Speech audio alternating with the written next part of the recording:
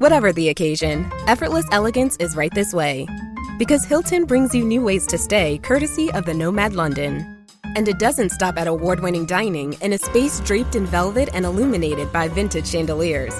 No, this day goes beyond with unparalleled personalized service and attentive hospitality. Oh, and did we mention the Nomad London can be booked using your Hilton Honors points at Hilton.com? Hilton, for the stay. USAA knows dynamic duos can save the day, like superheroes and sidekicks, or auto and home insurance. With USAA, you can bundle your auto and home and save up to 10%. Learn more and get a quote at USAA.com/bundle. Restrictions apply. This episode is brought to you by Nespresso and Samra Origins by the Weekend Coffee Collection. Introducing Samra Origins. My collaboration with Nespresso is a connection to my roots, to my mother, Samra. Coffee that hits the right notes. It transports you. Crafted with unique notes and bold soaring flavors. Experience a taste that moves you. Nespresso and Samra Origins. Discover more at Nespresso.com.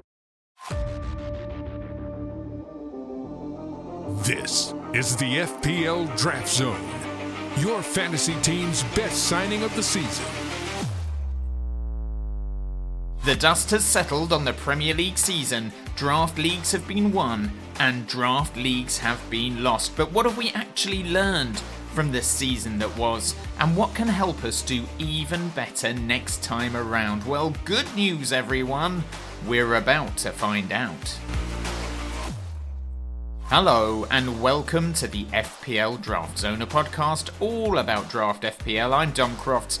I hope that you are well, and after 38 grueling weeks, countless waivers, and enough drama to make The Last of Us look like a children's panto, the season is officially over. But we are not. We thought we'd do one last pod, a bonus pod if you will, where we take a look at some of the lessons learned from the last campaign so that we can all improve our draft game ahead of next season. So we're going to take a look at a few different metrics to help us do that. We're going to be taking a look at the overall points tallies of the top performers from the season 2024-2025, just to see if there were any surprises in there. We're going to see if any of those point scorers over or underachieved based on their XGI. And we're also going to take a look at those players who got the most points per game. So we're accounting for any players who would have scored more points had their season not been impacted by an injury, a falling out with a manager, or anything like that. There are a few other things to flag on this draft journey as well, which we will get onto. But first up, let's take a look at the top 20 point scorers over the course of the season, which will not only highlight those players who really smashed it this season, but it's also going to highlight the importance of player position so that when it comes to draft night next season, you don't make any rookie mistakes. So top of the pile, unsurprisingly, is a certain Mo Salah, who ended the season more than 100 points clear of his closest rival, and that was Brian Mbeumo. Salah finished with 344 points, while Mbeumo finished with 236. Despite having a fairly underwhelming second half of the season, Cole Palmer still ended up as the third highest point scorer overall, and then making up the top 5 were Alexander Isak and Chris Wood. Making up the top 10 are Jared Bowen, Ollie Watkins, Yohan Wissa, Luis Diaz and Erling Haaland. And then from 11th to 20th we have Cunha, Bruno Fernandes, Antoine Semenyo, Morgan Rogers, Jacob Murphy, Justin Kluivert, Jordan Pickford, Alex Iwobi, Morgan Gibbs-White and Anthony Elanga. And the first thing to say is that in this top 20 there is only one player who is not a midfielder or a striker, and that is Jordan Pickford, who ended the campaign as the 17th highest point scorer overall with a total of 158 points. Vardiol was the 21st highest scoring player, so he just misses out, and Matt Seltz was the 24th highest point scorer. But unsurprisingly, midfield and attack is where the vast majority of points are scored. Looking at the top two of Salah and Mbeumo, both would obviously be excellent picks on draft night next season, but one thing to consider with both of them is that next season there will be an African Cup of Nations, so they will both be unavailable from late December until potentially the end of January. The tournament itself runs from the 21st of December to the 18th of January, but there will also be at least a week or two before that start date where they will be training with their international teams. Other high point scoring players that could be impacted by this tournament include Yoann Wissa and Antoine Semenyo, and if any of their sides make the AFCON final, they do risk missing out on potentially 7 or 8 game weeks, which is not far off a quarter of a Premier League season. So when you're working out your preferred order for the draft, that is something you should absolutely keep in mind. Overall, the top 10 point scorers were split between 5 midfielders and 5 forwards, and then outside of Cunha in 11th and Jordan Pickford in 17th, the rest of the top 20 were all midfielders. So you're getting a real sense of where those big points come from. However, of those top 20 performers, quite a lot of them are going to have question marks over them next season. The likes of Cliver and Semenyo should be in your thinking on draft night if Iraola stays at the club, but if he leaves, I would not place them quite as high as they are right now, as how they'll be utilised by a new manager will be a big unknown and could lessen their impact. The same could be said of Wissa and Mbeumo. Mbeumo looks like he's going to Manchester United. Thomas Frank looks like he's going to Spurs, so how that will impact Wissa, nobody knows. There's Cunha, who has already moved clubs and joined Manchester United, where you would hope he will become a talismanic figure, but based on the last few years at that club, you certainly wouldn't bet on it. Chris Wood was incredible for 3/4 of this season just gone, as were Forest, but would you back him or them to replicate that form next season? I'm not so sure. And then there is Jacob Murphy, Anthony Elanga and Alex Iwobi, who are 3 players that probably won't be valued very highly on draft night, but could be very nice mid-round picks if you think Forest can do the business again, and if Marco Silva is not poached from Fulham by a bigger club. And then there is Morgan Gibbs-White, who seems like he is going to be moving this summer to Manchester City, where he could be even better than he was this season, which would be great. Or he could fall into the Jack Grealish school of signings, where he goes from a star performer to a victim of Pep roulette. Not so great. As for safe picks, you'd expect Erling Haaland to step it up again next season. Cole Palmer and Alex Isak should continue their good form. And Bruno Fernandes managed a very respectable points haul despite being part of the car crash that is Manchester United. So he's always a good option as well. So that's your top 20 overall point scorers. But when it comes to the underlying statistics, are there any other players we should be keeping our eye on? Well, let's have a look at those players that are topping the charts when it comes to XGI. And given that 13 of the top 20 point scorers were midfielders, let's focus on midfield to begin with and take a look at the top 10 best performing midfielders for XGI. And while Salah, Palmer and Mbeumo take the top 3 places as you would expect, there are some other names right up there who we have not talked about yet. Ismaila Sarr of Crystal Palace is the 5th highest performing midfielder based on XGI. He ended the campaign with an XGI of 17.64 and finished the season with 8 goals and 7 assists. So he actually underperformed his XGI slightly with an actual goal involvement of 15. Eberici Eze is the 8th highest midfielder for XGI with 15.06 versus an actual return of 8 goals and 8 assists. So he actually was an overperformer this season. Bukayo Saka is in there as the 9th best performer in this metric, and that's despite missing a big chunk of the season through injury. He was actually on course to break the assists record before his long injury layoff, so do not sleep on him come draft night. And Bruno Fernandes is right up there again. He has the 4th best XGI of all midfielders with 17.82 versus an actual return of 20. So again, a big overperformer when you compare his performance to these underlying stats. And both metrics suggest that if Manchester United can get their act together, Fernandes will only go from strength to strength. As for the forwards, he wasn't at his best this season, and nor were his club, but Erling Haaland finished top of the pile with an XGI of 23.94, which is the 3rd highest in the entire game behind Salah and Mbeumo. 22 goals and 3 assists from him means he actually overperformed as well. So he joins Fernandes and Eze as someone who is high up on XGI and even higher up on effectiveness in front of goal. 2 qualities you absolutely should be looking at when you're choosing your team for draft night. Alex Isak, Johan Wissa and Ollie Watkins make up the top 4 forwards for XGI, so no big surprises there. Mateta is 5th with an XGI of 16.05, and he ended the season with 16 returns, so what you see is what you get with him. And then it's Chris Wood, whose XGI for the season was 15.01, but his actual Gs and As totaled 23, so a massive overperformance from the New Zealander. And while we've sung the praises of Haaland and Bruno as players that have also overperformed,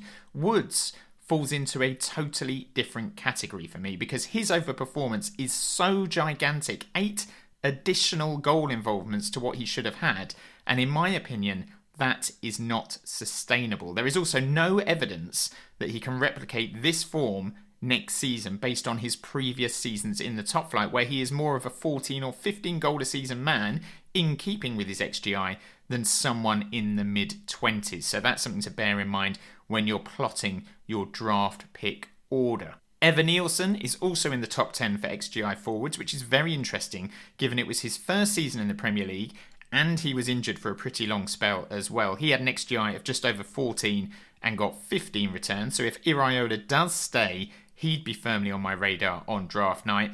And Big Dom Solanke is outside the top 10 but did manage 14 goal returns from an XGI of 12.02, and he was another player who suffered a few injuries and missed a fair few games. So under what looks like it's going to be Thomas Frank, who has managed to get 2 players in or close to 20 goals this season, and who also has a track record of getting good returns from Ivan Toney, Solanke is another player who I think could really smash it next season. As we've already established, goalkeepers and defenders should be way down your priority list on draft night. Focus on those midfielders and those forwards who are going to get you the vast majority of your points. But the top XGI performers from defence were those you would expect. Trent was the top performer in this metric, with Munoz, Vardiol, Aït-Nouri and Pedro Porro making up the top 5. So that is XGI done. And now we're going to take a look at those players who had the highest points per game ratio over the course of the campaign. And I've removed those players who only played 1 or 2 games and therefore have a very overinflated points tally in this metric. Someone like Luke Steele, for instance, at Brighton. But there are some interesting names here to think about as you plan for draft night. First up, we'll look at the keepers, and despite finishing the season as one of the top 20 overall point scorers, Jordan Pickford is not the highest ranked keeper for points per game. That accolade goes to Ederson, who achieved 4.3 points per game. Pickford is second, with Alisson in third, and then rather surprisingly, Robert Sanchez of Chelsea is fourth, ahead of the likes of Matt Sells and David Raya, who both shared the Golden Glove. Sells and Raya kept 3 more clean sheets than Sanchez and played more minutes, but Sanchez has the better average points tally, and that's thanks to a combination of saves and bonus points. So proof right there that it's not about the team that concedes the least goals when it comes to picking your keeper, but it's the keeper that keeps a good number of clean sheets,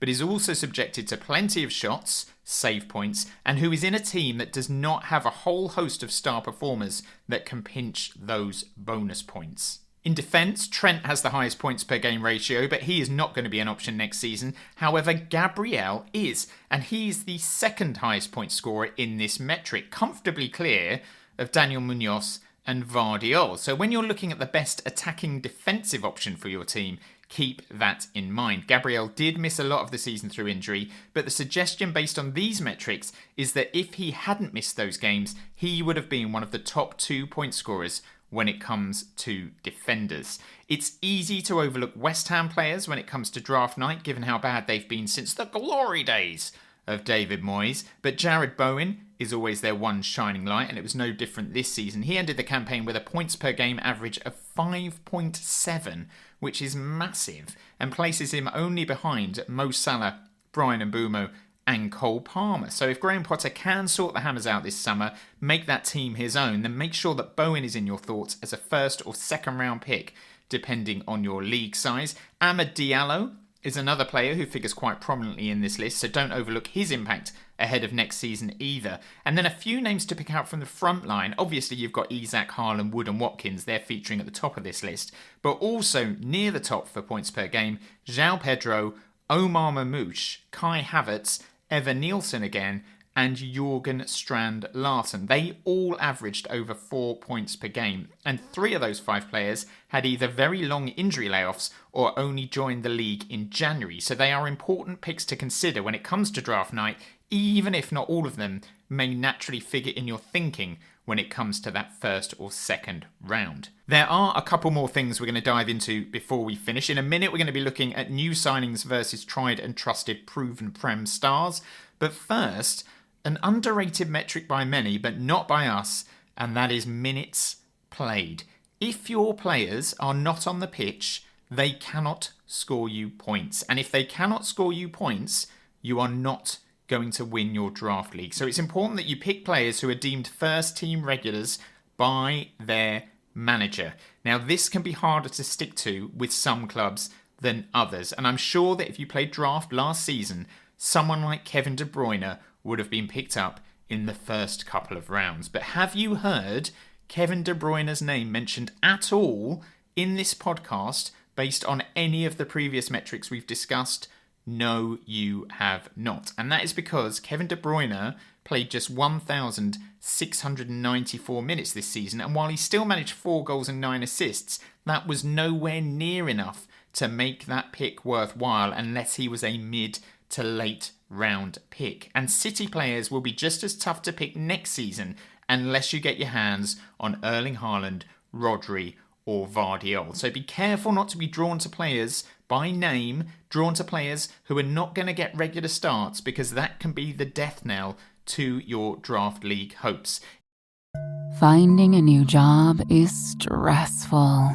But with Indeed, it doesn't have to be. Just fill out your Indeed profile with your skills, experience, and desired salary. The more you fill out, the better your matches will be. And hearing from hiring managers will be 2 times more likely.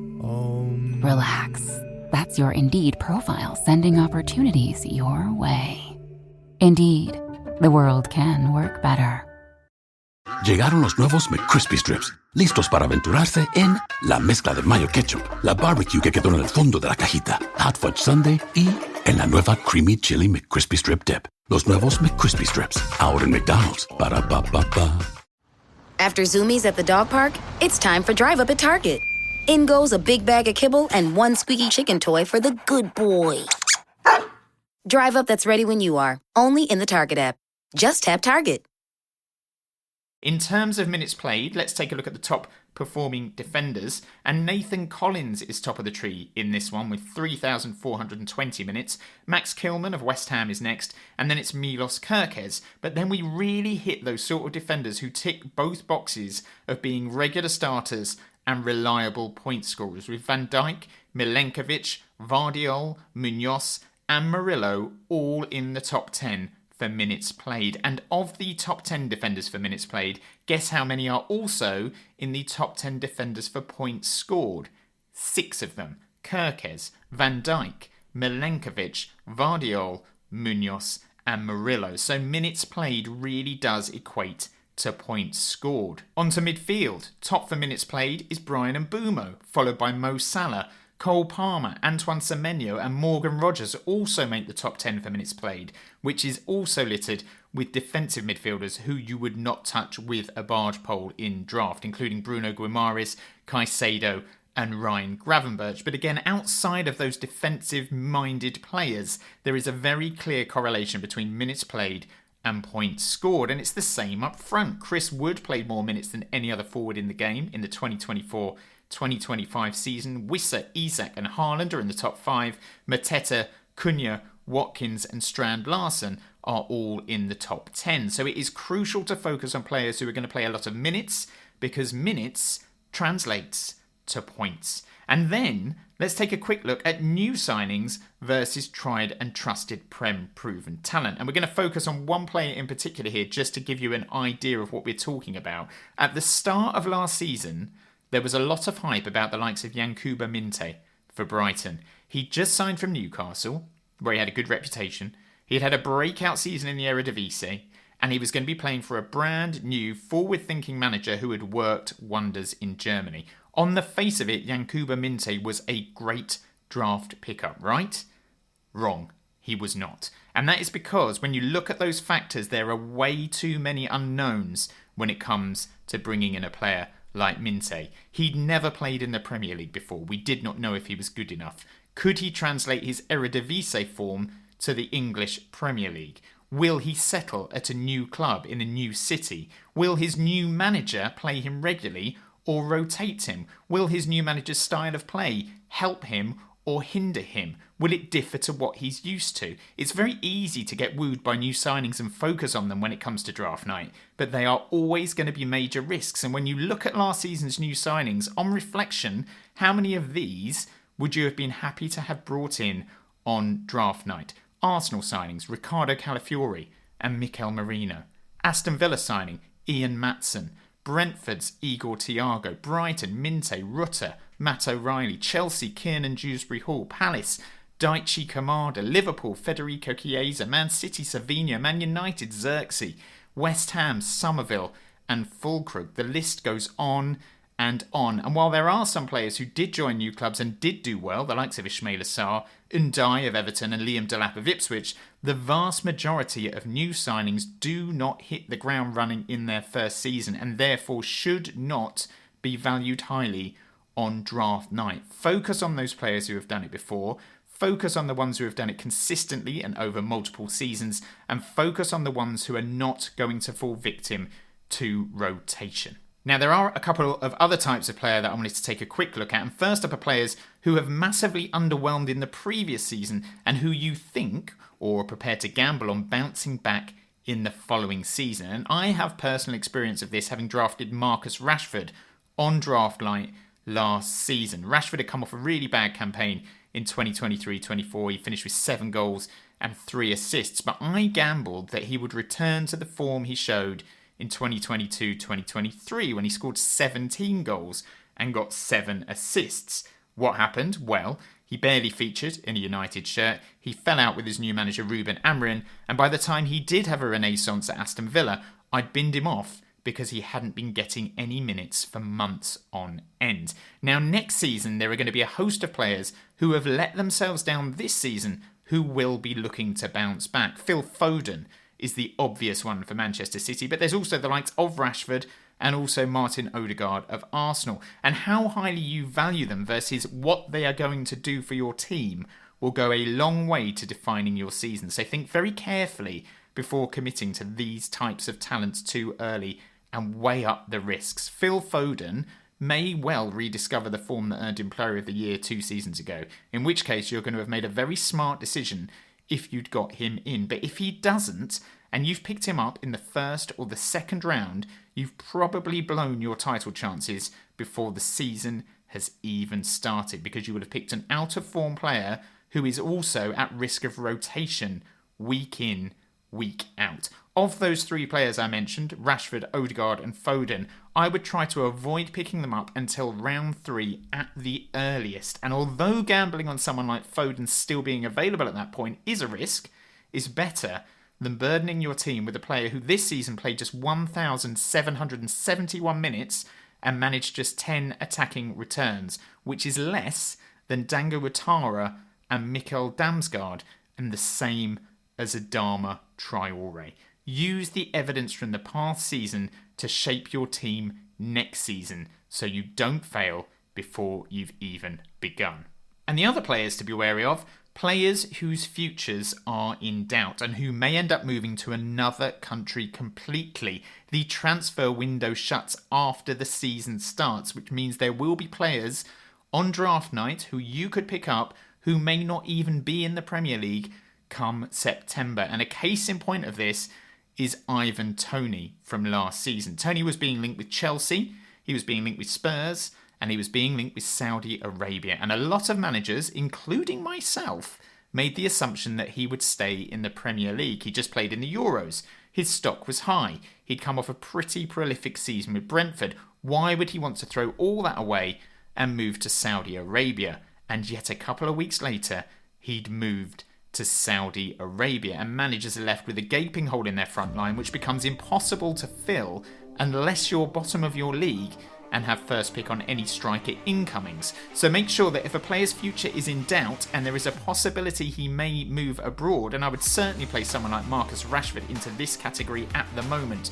do not bring them in ahead of someone who is certain to be playing Premier League football next season, because that is another surefire way to throw away your league chances.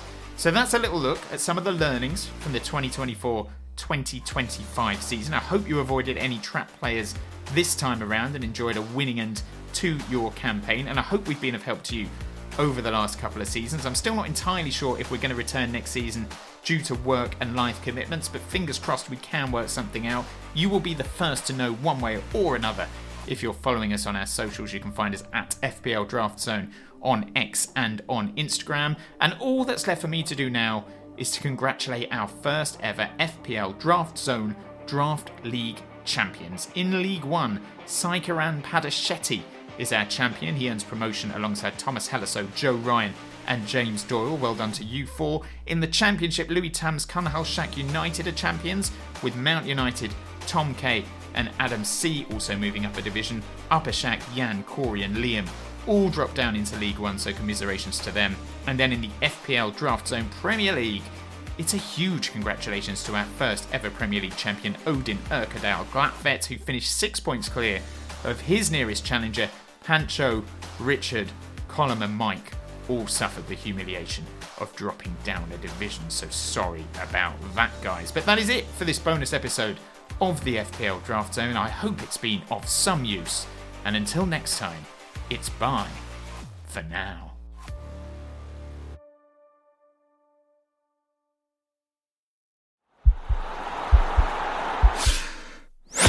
This podcast is part of the Sports Social Podcast Network.